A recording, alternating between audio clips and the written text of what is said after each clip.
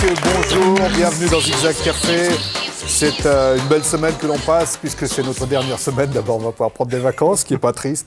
Mais en même temps, c'est une belle semaine, surtout parce qu'on s'approche de Noël et qu'on parle de problèmes d'enfants, des enfants de Colombie, à travers une association qui s'appelle Moi pour toi.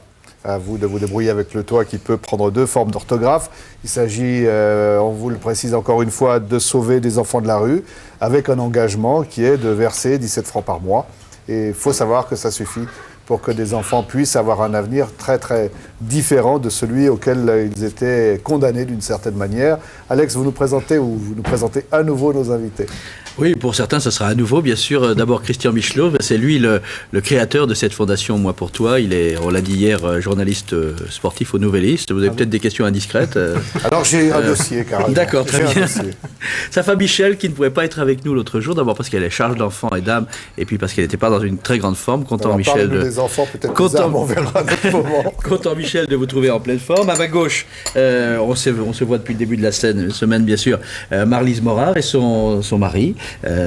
Pierre-Alain, ils sont tous les deux les responsables de la ferme-école, on va l'appeler comme ça, ou du pensionnat en Colombie, à Pereira. Et enfin, monsieur Christian Nanchen, qui est au département de la, non pas de la jeunesse, j'allais dire de la jeunesse, des mineurs, responsable du département des mineurs dans le canton du Valais. Et parce que c'est sûr qu'il faudra aussi parler de l'adoption. On a parlé de l'adoption de deux enfants. L'adoption, c'est pas le but de Moi pour toi, mais comme par hasard, il y a une bonne centaine d'enfants colombiens adoptés en Valais. Alors, il y en a une bonne trentaine sur ce plateau. Et il y en a une bonne trentaine sur le plateau, on en profite pour les saluer. Parce que, oui, c'est vrai, je crois qu'Alex a raison de le préciser. On a été clair dès le début de la semaine. Vous avez une association. Cette association a pour objectif d'aider des enfants en Colombie, avec des volontaires, avec des permanents, avec des gens qui s'engagent. Chacun fait un beau travail et c'est rappeler le nombre d'enfants qui sont touchés actuellement, qui bénéficient de cela. Donc sur place ? Oui. Sur place, 66 enfants actuellement, voilà, qui sont attention intégrale, comme on dit là-bas, chez nous, dans les 3 foyers que nous avons. Voilà, sur ce plateau, alors par la force des choses, au fond, j'imagine que lorsqu'on s'intéresse à ça, on a naturellement des contacts avec les enfants, et dans un certain nombre de circonstances, il arrive que l'on en adopte. Voilà. Il y a combien d'enfants sur ce plateau ? On a dit une trentaine, en tout cas, qui sont d'origine colombienne. Oui. Ils viennent d'où ? Je veux dire, où en Valais ? Où sont-ils installés en Valais ? Ils sont installés en Valais. On peut prendre le parcours du bus d'aujourd'hui. Allez-y. On voulait venir en Chiva, c'est le bus colombien, mais il manquait le moteur. Chiva existe, mais il n'y a pas de moteur. Le bus est parti d'Ayen, donc où il y a 8 enfants, 9 désormais, et on présentera le 9e après.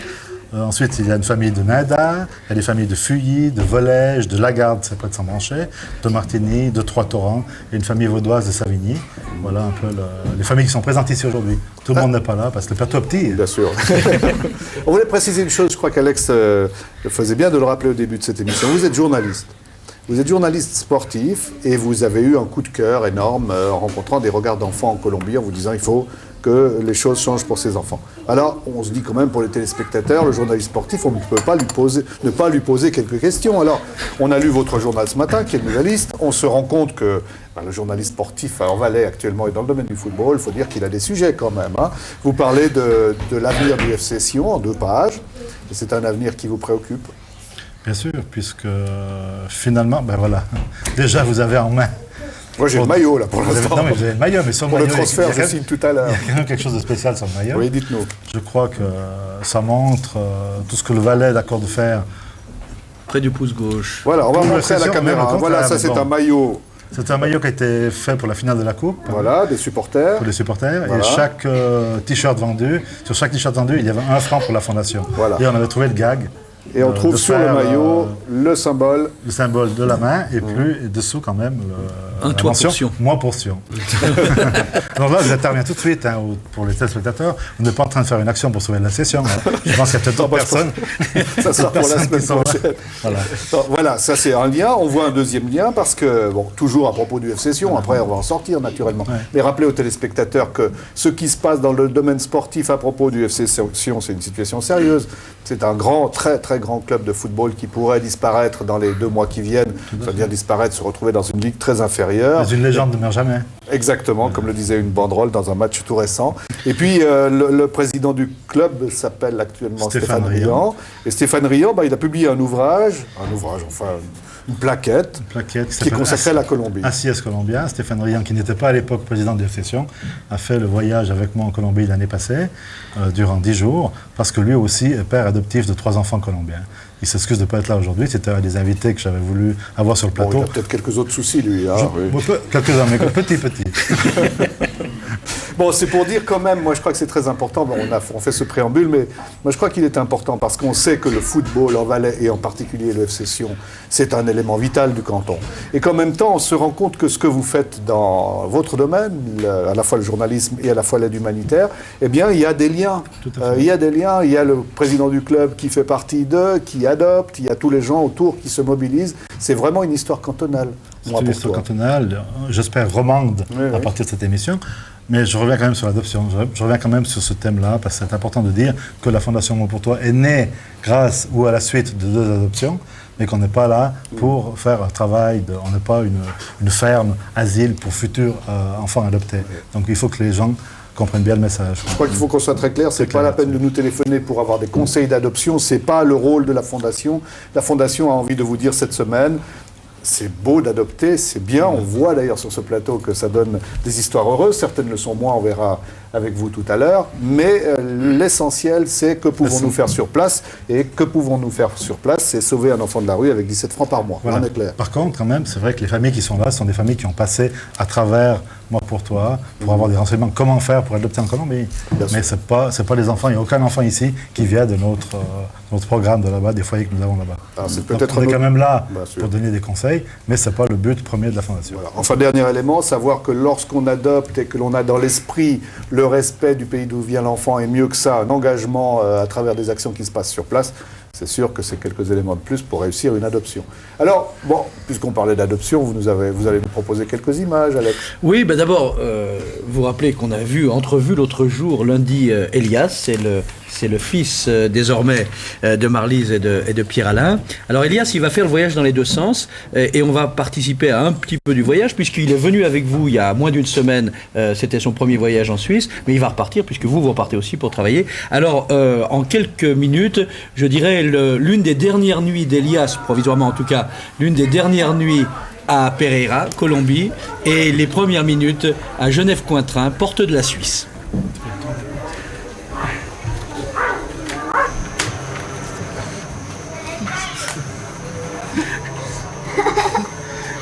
Voilà, alors vous avez remarqué qu'il a le sens du contact, Elias. Où est-il au fait? Il est assis dans le public. Il est dans le public? Bon, on va lui demander de nous rejoindre. Pour l'instant, il se regarde.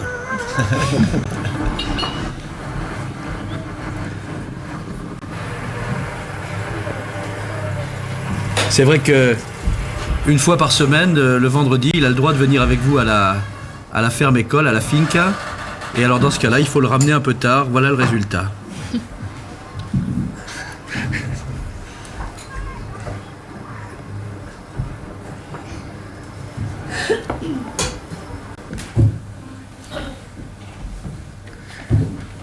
Donc ça c'est la maison, dans la mesure où l'appartement, dans la mesure où vous n'habitez pas à la finca, je crois que c'est bien en effet de séparer les rôles. Et voilà un des derniers dodos, provisoirement, un des derniers dodos d'Elias à Pereira, Bolivie. Colombie. C'est les dodos d'Alex.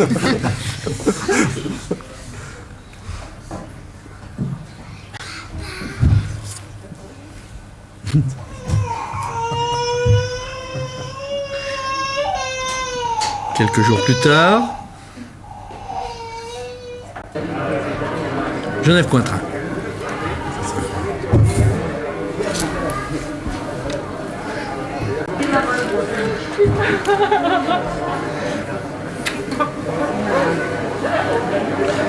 Et la grand-maman, votre maman Marlise.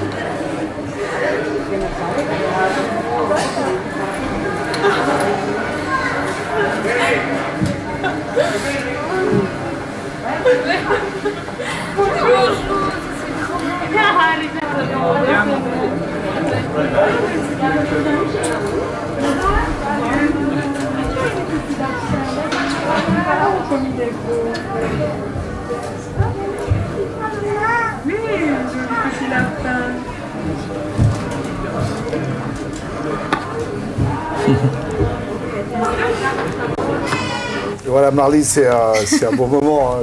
On vous voit tous les deux revivre ça, parce que ce sont des images qui nous sont proposées maintenant. Il faut être précis, là. Quand on a vu ces images la première fois, qu'Alex nous les a montrées, on s'est dit, tiens, voilà une image typique d'un couple suisse qui adopte et un enfant qui va se retrouver chez nous. Et en réalité, ce n'est pas le cas, puisque vous allez repartir en Colombie et que naturellement, vous le reprenez avec vous.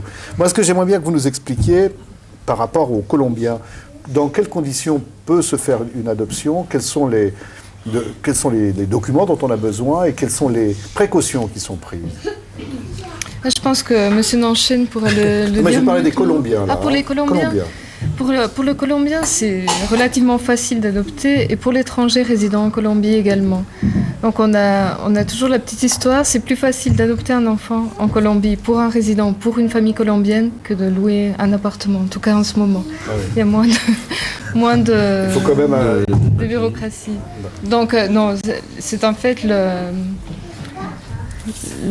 l'autorité morale est tenue en compte, hein, que ce soit en Colombie ou en Suisse, pour pouvoir adopter un enfant.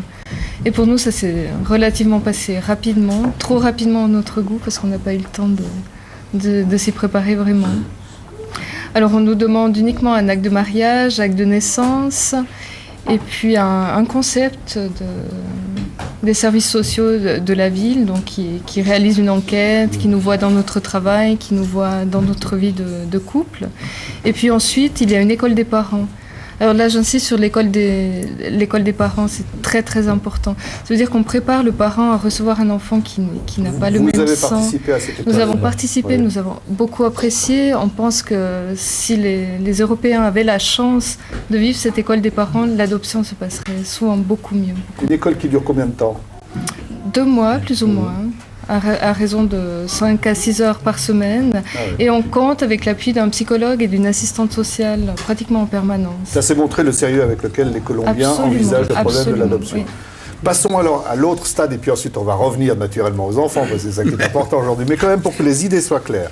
À partir du moment où il s'agit d'une personne venant de l'extérieur, qui intervient et qui se rend en Colombie, on ne va pas parler des différentes organisations, filières, possibilités, mais lorsqu'elle se présente devant les autorités colombiennes, comment les choses se passent-elles ? Là, malheureusement, c'est beaucoup, beaucoup plus lent.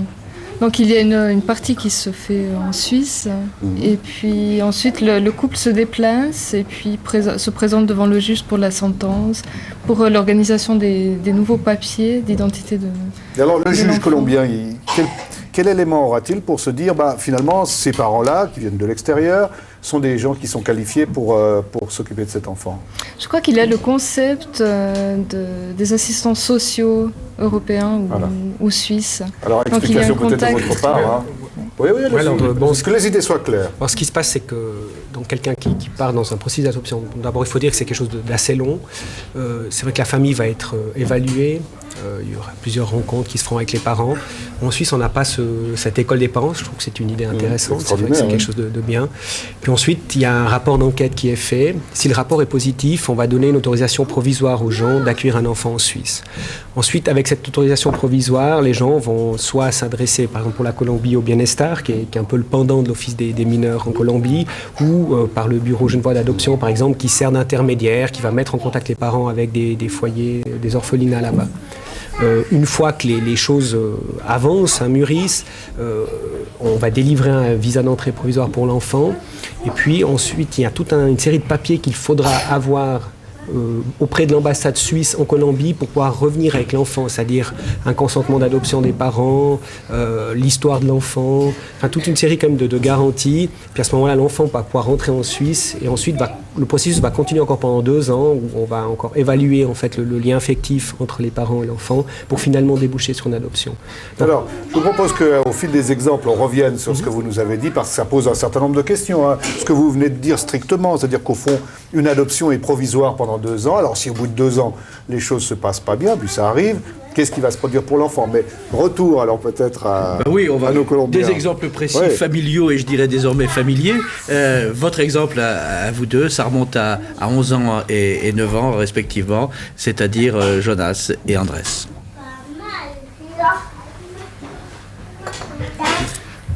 Ça c'était il y a 9 ans pour l'adoption d'Andrés, accueilli à Martigny par son grand frère.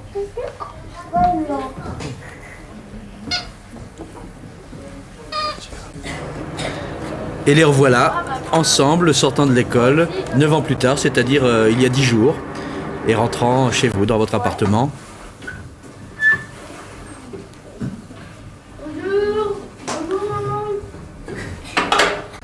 La bûche craque et flambe dans la cheminée. Noël est là, c'est la veillée.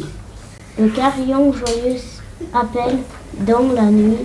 Noël est là, il est minuit. La joie attend bébé au lever de son lit. Noël est là pour les petits. Voilà, pour l'un et comme pour l'autre, pour Andrés comme pour Jonas, l'école est une chose importante. Les origines aussi, vous allez l'entendre.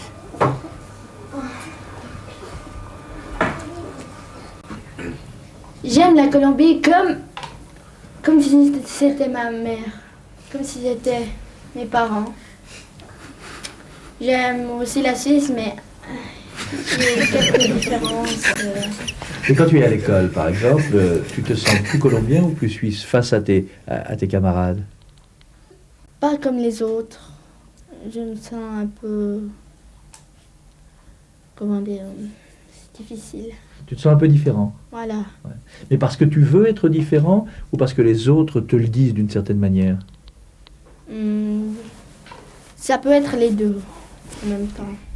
Et toi, quand tu vas par exemple à l'école, est-ce qu'on te fait sentir que tu es un petit peu d'ailleurs ou est-ce que tu te sens tout à fait d'ici? Tout à fait d'ici. Enfin, ça fait quand même longtemps que je suis ici, en Suisse. Et tes camarades de classe te le font pas remarquer? Non. Mais tu leur parles de la Colombie parfois? Oui. Alors, suppose un instant que je sois un de tes camarades de classe. Je viens d'arriver, c'est la première année que je viens dans la même classe que toi. J'apprends que tu es né en Colombie et je te dis, mais c'est où, c'est quoi, et à quoi ça ressemble? Qu'est-ce que tu me dirais de la Colombie? Je dirais qu'il y a des enfants qui sont dans la rue.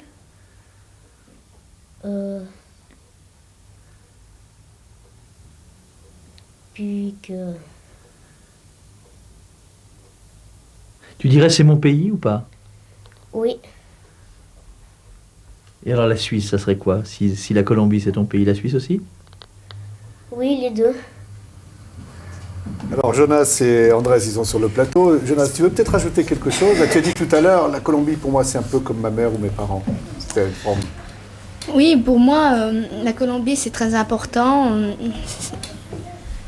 C'est comme un endroit où je me disperse, où je comprends des rumeurs, des problèmes.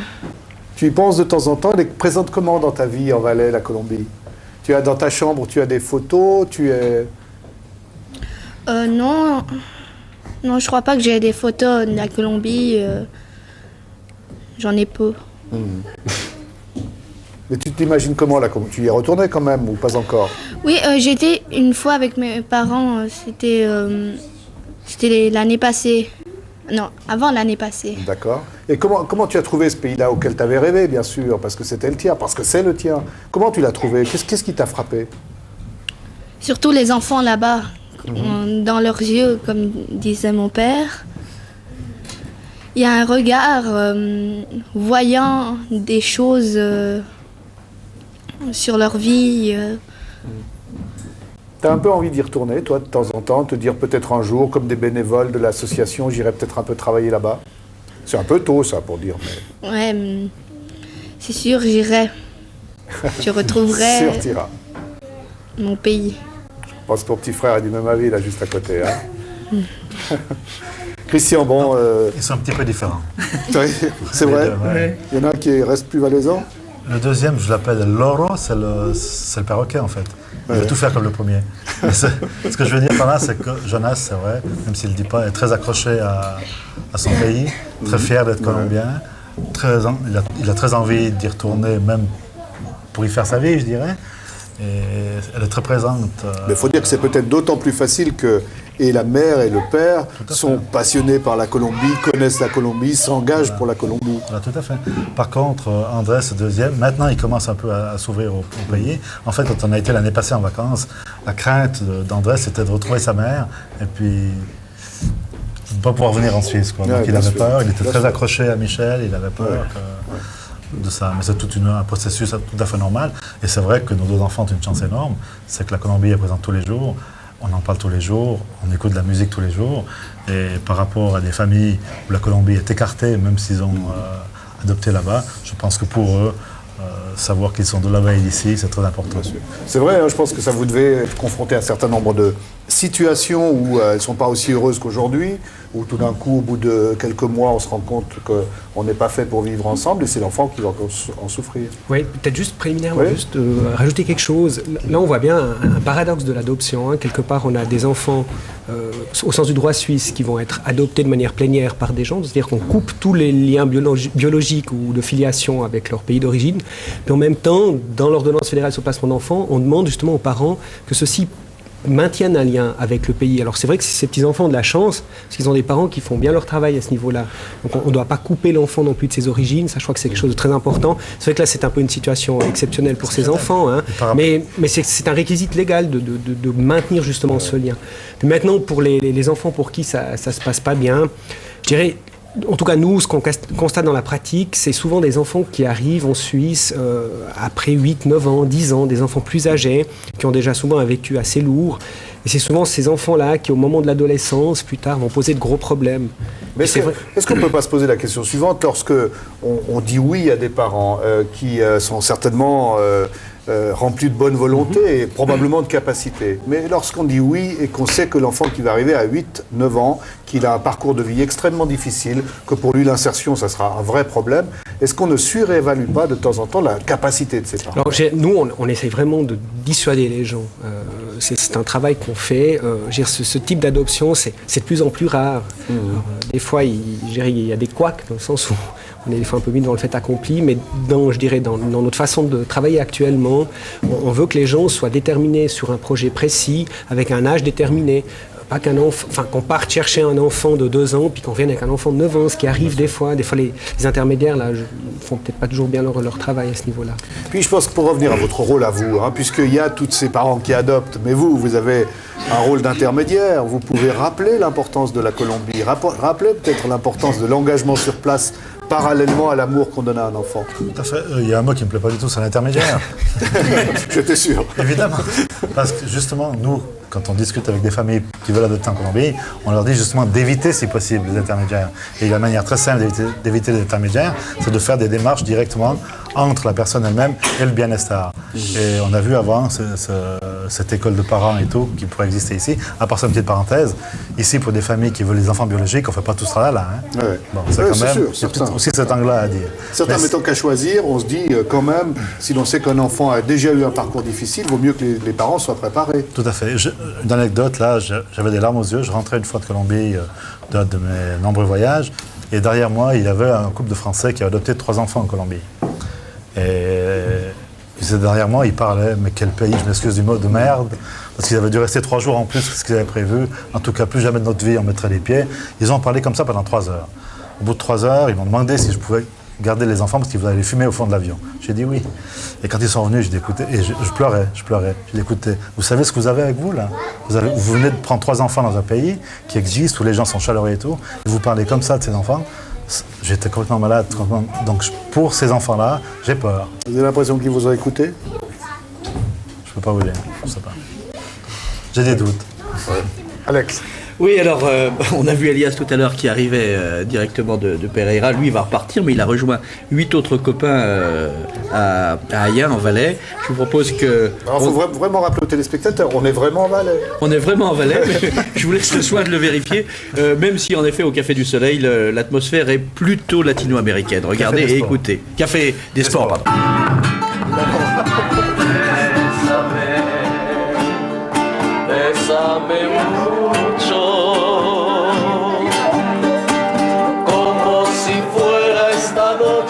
La última vez, bésame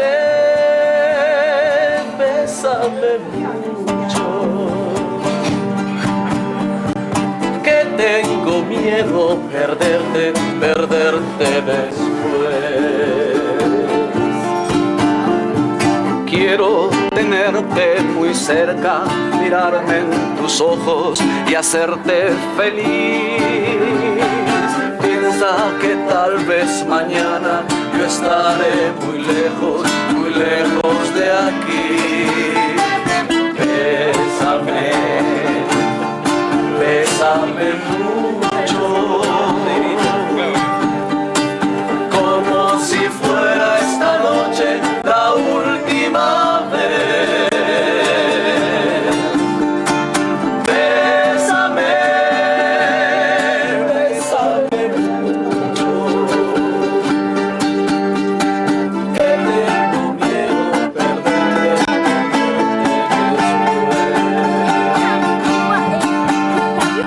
Que tengo miedo perderte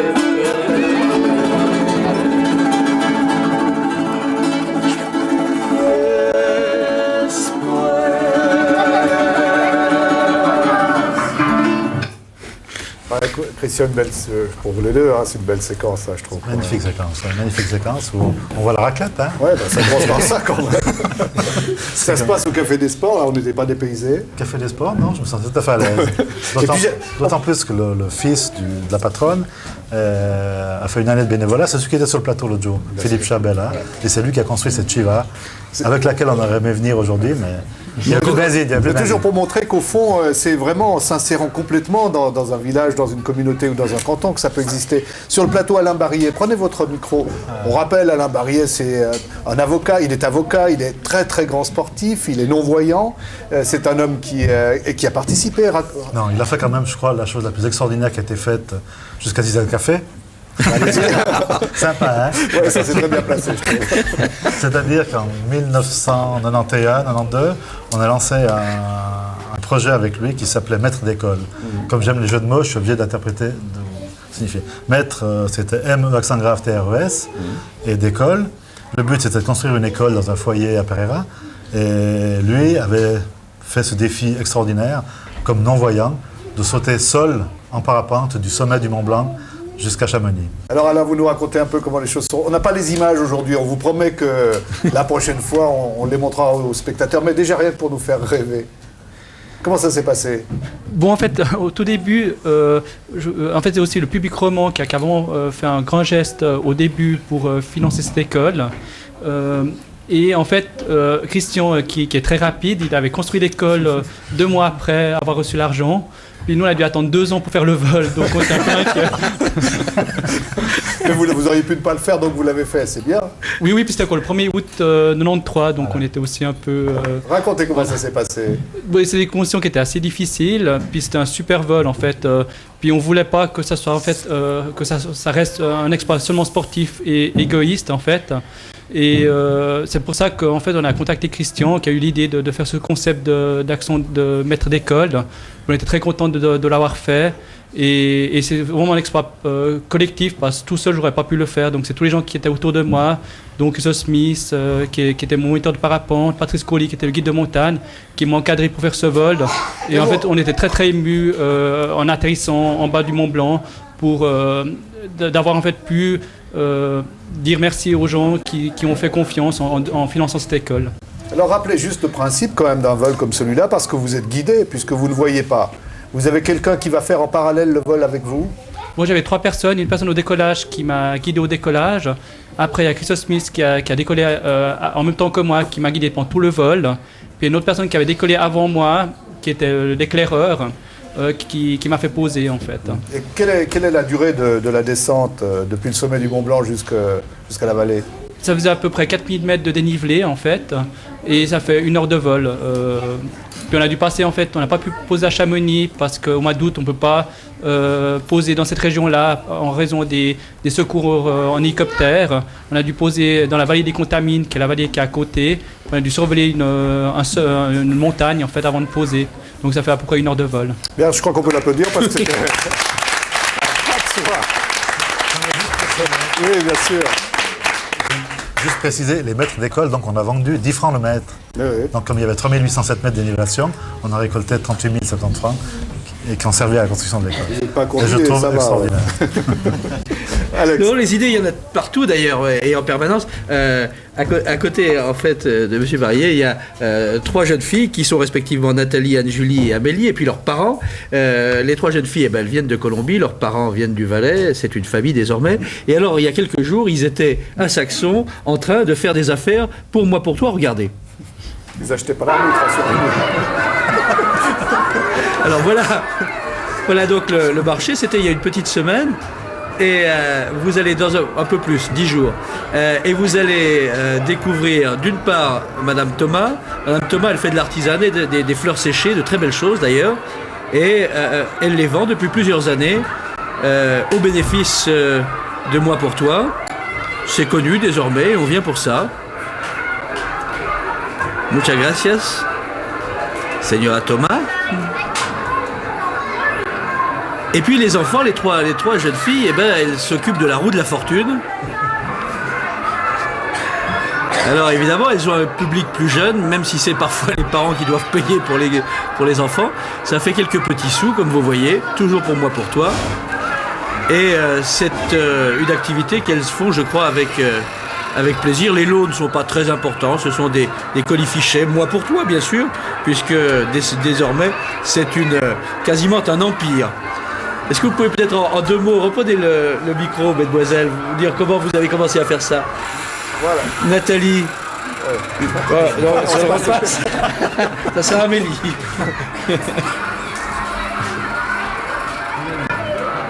Voilà, attends une seconde. Voilà, raconte-nous un peu comment ça s'est passé là. Est-ce que tu as bien vendu d'abord? Est-ce qu'il y a eu beaucoup de clients? Oui. Alors, combien avez-vous gagné, là, par exemple?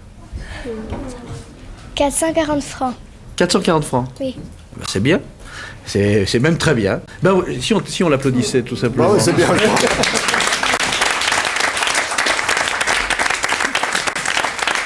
Bon, moi, je vous propose une petite pause musicale parce qu'un autre Valaisan est avec nous. Il s'appelle Jean-Marc Bagnot.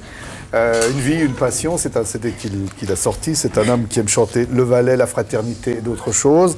Alors, comme il est avec nous, on peut encore préciser, dites-le Jean-Marc, c'est que vendredi, on va faire une émission spéciale sur, vous verrez, des surprises pour 2 personnes, et puis en même temps une réflexion sur l'opération de la chaîne du bonheur autour de la pauvreté en Suisse. Et vous allez participer le 24 décembre à... Oui, le réveillon du cœur se donne, comme chaque année, le 24 après l'Expo. Et puis j'ai l'honneur d'en faire partie. Ouais. Et ça vaut la peine de se mobiliser. Oui, ça vaut la peine, tout à fait. Merci.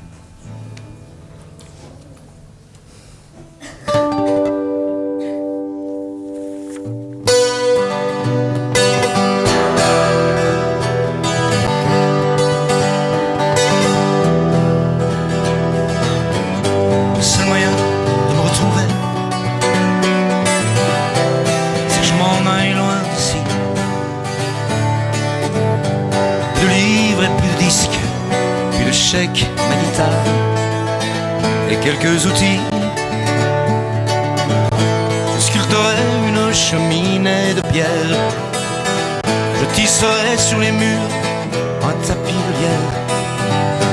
Les arbres, les herbes, la terre m'adopteront et les nuits seront légères. Le seul moyen de te retrouver, je sais, c'est que je m'en aille loin d'ici. Plus de livres et plus de disques, plus de chèques et un enfant et quelques amis. Tu resteras nu puisque ton corps est pauvre. Tu coudras pour moi des habits beaux. N'importe quand nous aimerons, de nous voir heureux et bleus danseront. Seul moyen de vous retrouver les amis, c'est qu'on s'en aille loin d'ici. Plus de bouffe et plus de bringues, plus de sorciers de la vie. Seulement la vie. Vous demanderez le chemin au verger. Vous boirez l'eau du puits que j'aurais creusé. Vous déciderez le soir de rester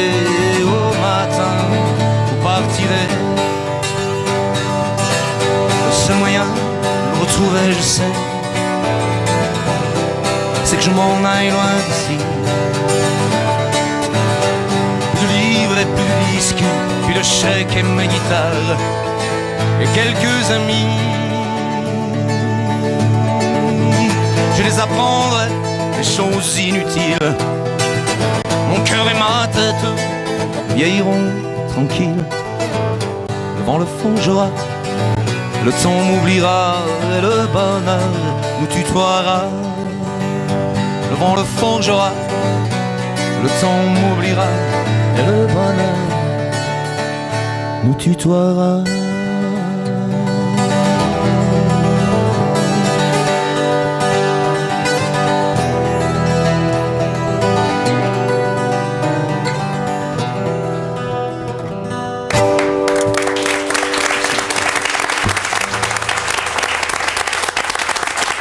Merci, puisqu'on parlait de musique et de la fondation Moi pour toi, il y a un concert de Noël ce soir. Oui, voilà, oui. Ben voilà. Mais ça, c'est un coup de cœur. C'est un coup de cœur, racontez. La veille que je parte en Colombie avec Alex, je reçois un téléphone dans l'après-midi d'une personne que je ne connais pas en disant écoutez, j'ai un couple d'amis qui viennent passer par Pereira, ils sont complètement enthousiastes, transformés par ce qu'ils ont vu. Moi, je suis professeur de musique, j'ai décidé que j'allais faire un concert à Genève. Est-ce que vous pouvez m'envoyer des renseignements quoi? J'ai envoyé un peu quelques renseignements. Elle a mis sur pied ça et c'est un concert de flûte de bambou et chœur d'enfant qui a lieu ce soir à 19h30 à l'église Saint-Germain. Entrée libre, collecte au profit de la même pour toi. On poursuit dans la réflexion sur l'adoption. Oui, parce que l'adoption, vous ne me contredirez pas, pour un certain nombre de jeunes, y compris des jeunes difficiles à adopter parce qu'ils ont plus de 8, 10, 12 ans, ça reste tout de même un espoir et pour certains, peut-être une illusion.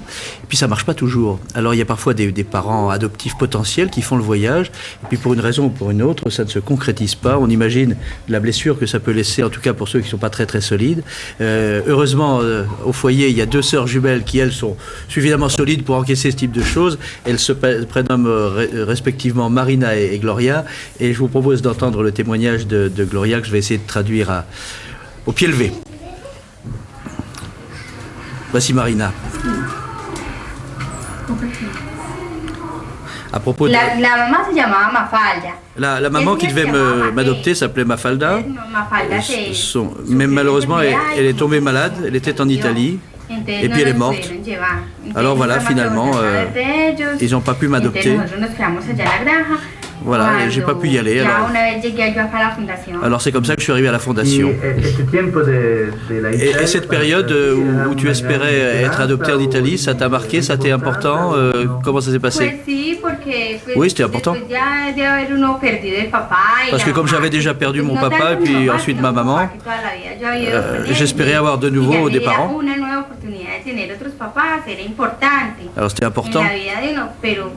Mais voilà, hein, j'ai 16 ans maintenant. Alors comme ça, je suis arrivé à la fondation et j'ai étudié. Et comme j'ai pas de papa, pas de maman, alors je veux montrer à tout plein de gens, à ceux qui m'aident, à ceux qui m'aident pas, que je suis, moi, capable de faire mon avenir. C'est un beau témoignage. J'aimerais peut-être que vous réagissiez parce que c'était vraiment la question qu'on se posait tout à l'heure. Un enfant, bon, qui a vraiment de la malchance là, hein, mais ça peut ne pas être la malchance, ça peut être aussi une mésentente. Au bout d'un certain temps, bon, on a investi dans une relation, puis ça se passe pas comme on voulait. Oh bon, j'ai ma pratique, hein, ce qu'elle me permet de dire, c'est que bon, j'irai dans les 2 premières années, donc ce délai avant que l'adoption puisse être prononcée, il y a rarement des problèmes parce que les enfants sont souvent jeunes ou même s'ils ont 8-9 ans, je veux dire, ça se passe pas trop mal. C'est souvent plus tard, c'est au moment de l'adolescence en fait, que ces blessures vont se révéler et puis c'est là que ça risque de faire des remous. Hein. Alors je dirais, ce qui peut se passer, des cas qui tournent mal, c'est par exemple des enfants qui vont tout d'un coup devoir être placés en institution. Parce qu'à la maison, c'est plus possible, les parents n'arrivent plus à en faire façon. On a le cas d'un petit enfant de 13 ans qui terrorisait sa mère, qui la battait littéralement au sens du terme, et puis qui a dû être placé, parce que c'était plus possible. J'en connais aussi des Suisses comme ça. Oui, mais tout à fait. Non, mais je veux dire, mais bon, Colombien, comment il est, hein. Il y a quand même un vécu pour ces enfants qui n'est pas celui du vécu d'un enfant suisse. Puis là, il faut être conscient de ça. Est-ce que je crois que ça remarque juste, c'est aussi le fait que des parents s'imaginent peut-être, parce qu'ils font l'effort d'adopter un enfant, qu'il y a des dus. Hein, que peut-être ils devraient se comporter différemment. Ah, c'est l'adoption, je veux dire, c'est quelque chose de très complexe. Il y a déjà le fantasme de l'enfant parfait, hein, quelque part. Alors pour l'enfant aussi, il y a cette image de se dire, je dois être peut-être mieux qu'un enfant normal, vu que ces gens, en plus, m'ont pris, etc. Ils sont redevables. Pour les parents, il y a des attentes aussi peut-être plus élevées par rapport à ces enfants. Je ne dis pas tous les parents, mais il y a des mécanismes qui peuvent aller dans ce sens-là. Vous avez des cas où, par exemple, au bout des 2 ans, il a fallu ramener l'enfant au pays d'origine ou en tout cas le déplacer? Alors, à ma connaissance, je crois qu'en Suisse, ça n'a jamais eu lieu. On trouve d'autres solutions. En Valais, j'ai eu une situation où un enfant était placé dans une autre famille pour être adopté dans le délai des 2 ans. Donc l'adoption n'a pas été prononcée et elle sera certainement prononcée dans une autre famille. Là, j'ai une anecdote aussi. Je vous en prie. Intéressante et émouvante. C'est un Colombien qui a été adopté à l'âge de 10 ans, à peu près. Placé dans une famille ici en Valais. Ça n'a pas marché du tout, changé de famille. Et il n'a jamais voulu entendre parler de la Colombie. Or, il est tombé copain avec un de mes neveux. Et comme mon neveu parlait toujours de la Colombie à travers la fondation, à travers ce que je faisais, un jour, il a voulu me rencontrer. Et on s'est vu 2 heures à l'apéro du mariage de mon neveu, justement. Il était complètement sous le choc et tout ça. Il m'a dit, je veux que tu m'organises mon voyage de noces en Colombie. Et c'est la première fois qu'il retourne en Colombie depuis. Et depuis, il est de nouveau accro pour son pays. Mais la remarque qu'il m'a fait, c'est que, soit dans la première famille, soit dans la deuxième, il n'avait jamais entendu prononcer le mot Colombie. On revient sur le même sujet. Madame Michelot, juste un mot. Vous avez donc tous les deux adopté 2 enfants. Est-ce qu'il y a des conseils qu'on peut donner, de comportement? À quoi il faut faire attention? Quand on adopte? Oui, quand vous adoptez, puis ensuite quand on construit la famille, quand on passe du temps ensemble, est-ce que...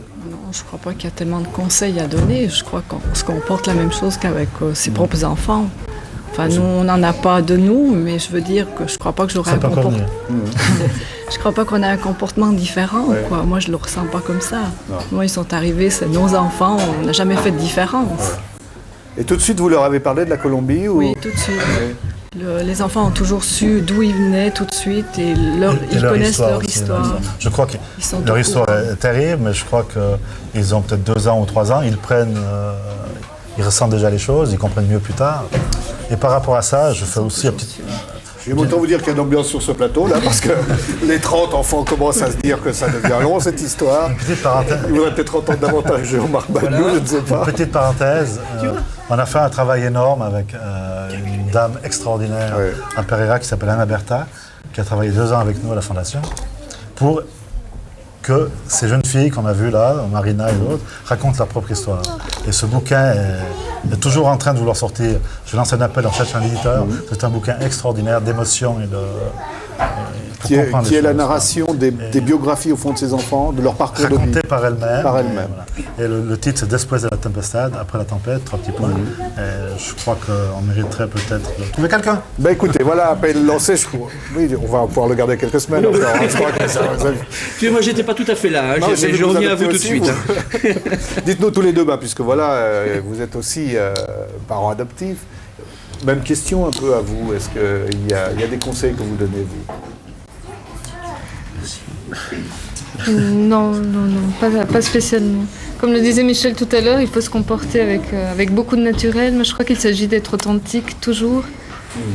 Et puis d'être disposé, d'avoir de la patience avec l'enfant que l'on reçoit. Et l'amour surtout. De l'amour, beaucoup d'amour. Vous là, on salue les téléspectateurs de TV5 d'ailleurs maintenant parce qu'on leur rappelle qu'on va se retrouver demain. Et puis vous nous dites de l'amour, il est tout frais là, cet amour-là. Il est très frais. Il s'intéresse à beaucoup de choses, aux lunettes d'Alex, au micro. À un premier abord, il est très réservé, il se place, il regarde, il observe. Et par la suite, il commence. Le deuxième, Mais comment vous êtes-vous rencontrés? À quel moment y a-t-il eu, je sais pas, tout d'un coup vous vous êtes dit, voilà. On a malheureusement dû refuser un enfant. Donc on nous avait proposé un autre petit garçon qui s'appelait Luis Eduardo. Et puis au moment de faire sa connaissance, nous nous sommes rendus compte qu'il avait plusieurs frères et sœurs, 5 ou 6 frères et sœurs, dans une institution à Pereira. Et donc on ne pouvait pas se permettre. Notre but, c'était pas de séparer des enfants. Et puis on ne pouvait pas se permettre d'adopter tout d'un coup 5 ou 6 enfants. Beaucoup, oui. Donc on nous a proposé Elias. Et là, on l'a reçu le 2 octobre 98. C'est tout frais. C'est la même démarche qu'on a fait. Donc au départ, on a adopté un premier qui s'appelle Jonas. On ne peut pas tous adopter, donc on a décidé de commencer à faire quelque chose pour les autres. Christian Enchaîne, j'ai l'impression qu'il faut être capable de mesurer ses forces aussi. Vous dites très justement, j'aurais pu prendre cet enfant, mais ça signifiait quand même un autre type d'engagement avec peut-être d'autres enfants. On s'en est pas senti capable parce que voilà, c'est pas notre projet de vie. Et ça, c'est sûrement. Alors c'est aussi une préparation qu'on fait avec les futurs parents. C'est vrai que des fois, les gens peut-être surestiment leurs forces. Hein. On a par exemple une famille qui voulait adopter 5 enfants en même temps. Ou bien un enfant handicapé. Un enfant handicapé ou un enfant plus âgé. Donc là, je crois qu'effectivement, il ne faut pas surestimer ses forces. Puis bon, je veux dire, la loi dit aussi, hein, pour une adoption multiple, là, vous parliez avant de ces Français là, qui rentrent avec 3 enfants, c'est rare quand même. En Suisse, on essaie quand même plutôt d'aller sur des projets d'1 ou 2 enfants. Il faut déjà qu'ils soient de la même fratrie. Mais c'est vrai qu'on doit être très attentif. On ne part pas dans un projet avec 3 enfants comme on part sur un projet avec un enfant en jeune âge. Ça, c'est évident. Ici, il y a des cas justement de familles qui ont adopté 3 enfants. La famille Thomas, voilà, entre autres. Ça peut très bien fonctionner. Mais je dis, il faut le savoir au départ que c'est vrai que c'est le fardeau sera plus commentaire. Vous voulez ajouter quelque chose? Peut-être important d'ajouter qu'à la Fondation Moi pour toi, nous avons une jeune fille qui se nomme Alba Salvador. Elle a 13 ans. Et elle a été adoptée en Espagne. Et après 2 ans, il n'y a pas eu le feeling, soit de la part de la jeune fille, soit de la part des parents. Et puis elle est maintenant à la Fondation Moi pour toi, à Pédagogie. Oui. Là, juste pour dire, c'est vrai que ce sont déjà des enfants qui ont une histoire lourde, donc ils ont déjà été abandonnés une fois. Donc une adoption qui rate, pour eux, c'est un deuxième abandon. Puis ça aussi, c'est quelque chose qu'il ne faut pas sous-estimer. Là, c'est dramatique ce qui arrive pour ces enfants. De même, je pense qu'il ne faut pas sous-estimer les peurs. Quand certains disaient, à propos des 2 qui sont là, l'un avait le souci de se dire, mais si je vais en Colombie, peut-être qu'on va m'y laisser. Ou ces peurs de perdre les parents adoptifs que l'on a trouvés, c'est des peurs réelles. Ah oui, c'est terrible. On a vécu d'autres situations avec 2 jeunes hommes à qui on a fait une promesse d'adoption et puis ensuite, pour diverses raisons, l'adoption ne s'est pas donnée. Et puis là, c'était très dur. Ces 2 jeunes hommes ont vécu des moments très très difficiles.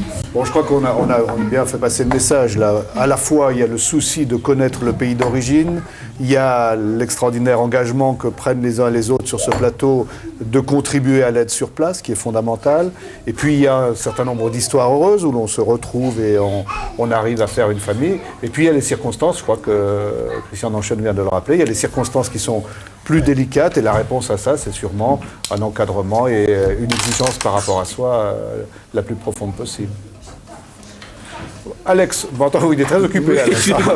Bon, vous nous dites juste ce qui est prévu demain, parce que demain on continue. Demain, c'est d'une certaine manière la suite logique de ce qu'on dit aujourd'hui, connaître le pays d'où on vient.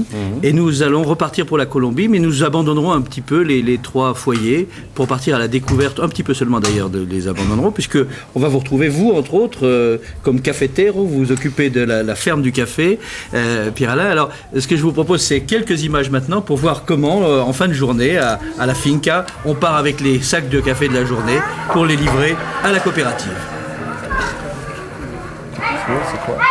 Voilà, vous reconnaissez Wilson, c'était ce garçon qui, hier, tentait de partir à la recherche de son papa dans l'une des cordillères, la cordillère occidentale. Voici la finca, la pension, à la tombée de la nuit. Et donc demain, nous ferons le chemin complet du café en Colombie, puisque c'est l'une de ses grandes ressources, c'est de son honneur aussi. Voici l'endroit où on vient livrer le café tous les soirs. Pierre-Alain, ça vous rappelle, je pense, quelques efforts, vous voilà sur le terrain. Et le café, ça se jauge, ça s'évalue avant d'être pesé et payé. Nous verrons ça demain en Colombie, et puis plein d'autres choses, entre autres dans une maranga sur une voie ferrée, oui Elias, sur une voie ferrée abandonnée où désormais on tire de petits wagons avec des chevaux. C'est papa, tu l'as vu, hein? C'est lui, avec le café. Voilà.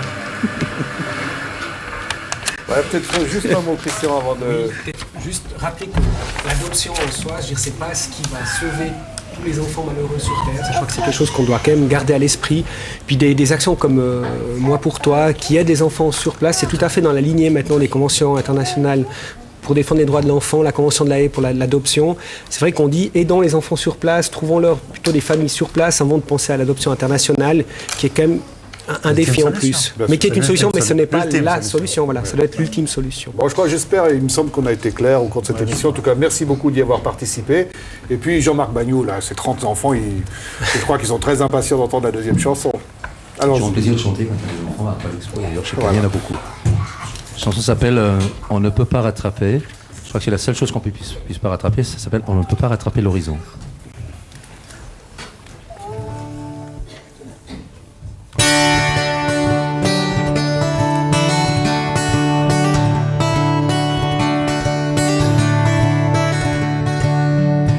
Ainsi s'achève mon voyage, ces paysages de passage ne m'ont servi qu'à croire le temps long.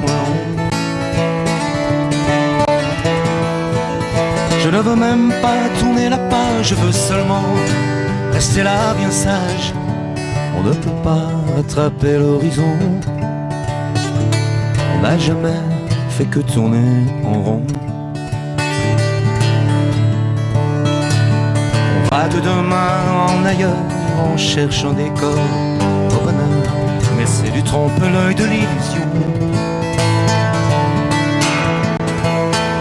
Tous nos plaisirs meurent déjà sitôt qu'on les touche des doigts. On ne peut pas rattraper l'horizon.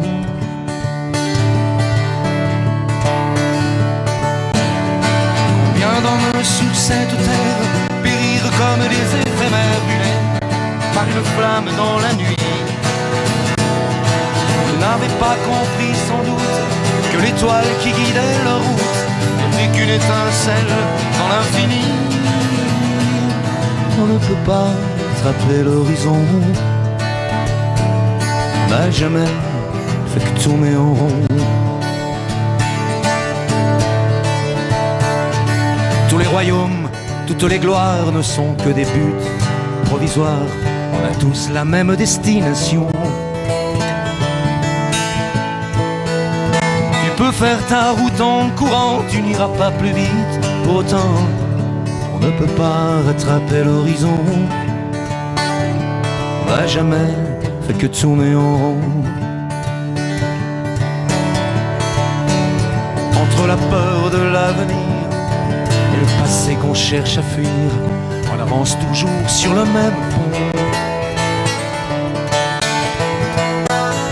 Tu peux faire le tour de la terre, c'est toujours le même soleil qui t'éclaire. C'est celui qui se lève à l'horizon.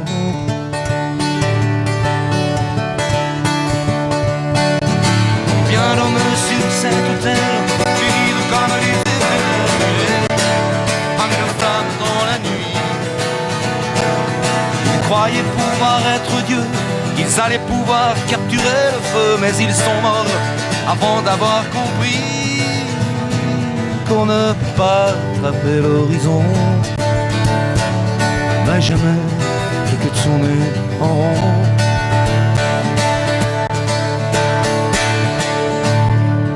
Ainsi s'achève mon voyage, tous ces paysages de passage ne m'ont servi qu'à croire le temps moins long.